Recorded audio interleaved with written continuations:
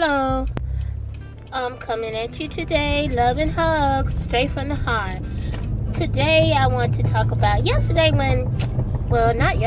other day when I met the young man, a homeless man, and we were talking, he was talking, and I had on my queen hat.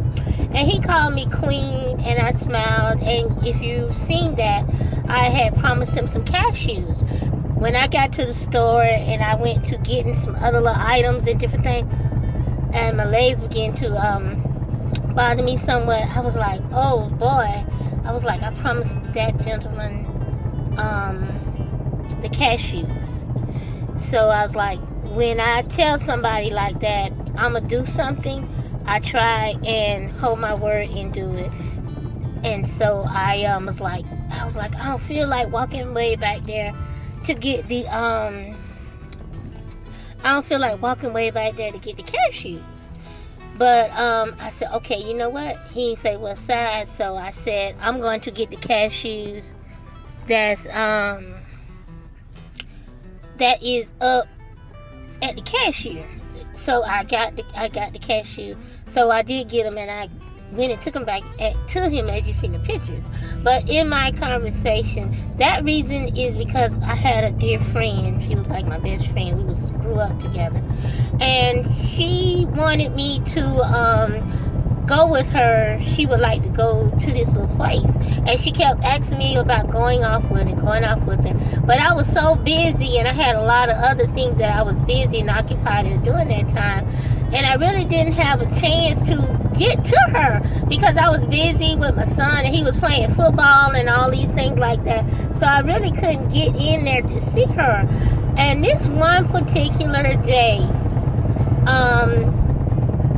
it was an incident that had happened at a place, and the gun went off and hit the customer that was in the place, and that person died. Now I didn't even think beyond my wildest dreams that it would be her. And what I did was, one of my other friends called me, and they was like, hey, XYZ, you heard about what happened out there? And I was like, no. And I was like, well, she'll call me and tell me about it. I said, I know she know about it. So that next day, when I went into my son's school, and when I was coming in, her sister was at the house in the yard. So I was like, what's going on? Why is she in the yard? What's going on? And when I got out the car, lo and behold, she had told me that my friend had got killed, and that bullet that hit that victim, the victim was her.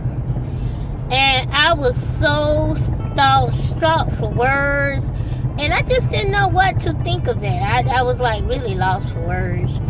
And I just was like, because I promised her that I would go off with her, and I kept putting her off. So that's a phrase to don't put off for tomorrow what you can do today, because tomorrow is not promised. And I cried. Her funeral was like a week away.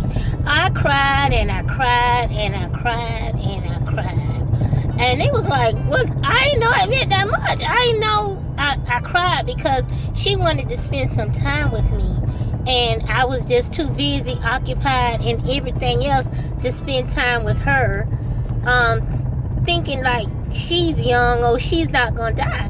But I'm becoming to realize that death don't have an age on it. And we all are leaving this world. We're going to leave here one by one. And we don't know when our last hour or when our last day is. So on that regard, I don't promise people anything that I cannot do. And so they may say, well, that's because I know my limits.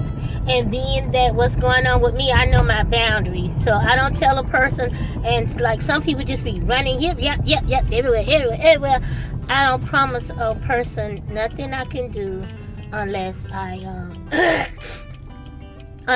can, or I just know that I can do it. And that was something I learned. So anyway, I did take the guy back his the cashews to him because I did promised it to him. So I did do that. And on another note, when he called me queen, and I was smiling and laughing and said, oh, he called me queen. But you know what? I began to realize that I'd rather him call me queen than call me a bitch. Because, you know, many times people, well, I'm 50 years old now, I'm old, but they would say, oh, be this, oh, be that, and they carry in conversation and they be laughing, and I listen to them, and I'm like, they call each other things like that. But luckily I had some friends, we never did do things like that, but I just hear girls out, and supposed to be young ladies that are out these days, and they call each other hoes and bitches and all of these derogatory things that make them that are not just good names to be called as a woman. And you should want to be called a queen or something, you know, reputable to that effect. So, you know what, I smiled, and then he said, like, call me queen, but that's good he called me queen. And maybe sometimes we should put things on our head to mark, and for them to call us a king, a queen, instead of calling us something else, you know? So that's just something to think about. So I don't mind that he called me a queen. I really don't. So I'm getting ready to sign out because I didn't get to my next destination. But those are the two things I wanted to talk about. Why I don't promise people things that I don't do. And also calling a queen, being called a queen or a bitch. And I'm sure you, like anybody, would prefer to be called a queen and not a bitch. So on that note, I'm going to end this. Love and hugs straight from the heart. Thanks for watching A.S.S. at Night. And remember to hit that button, give a thumbs up, leave a comment, and subscribe to the page. Because this page is about healing. And while I'm going through my situation of a journey in this path, and the people that I come across and that I meet, and the lives that I touch and going for. So again, I'm getting ready to sign out, and I'll see you all next time. Peace. Deuce. Bye.